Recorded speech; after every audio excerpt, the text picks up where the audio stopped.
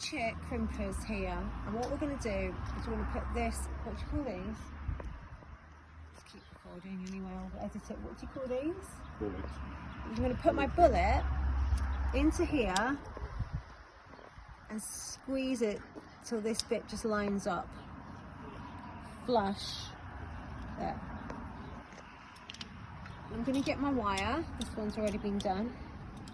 I've already stripped it and I've cut it to the length I need. Cut out the bit that my horse chewed.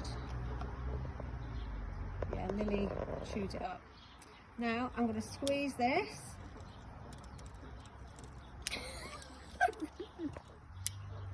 Wait, that's not enough.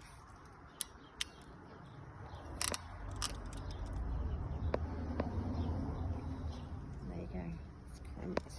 Now I'm going to put the other two ends in.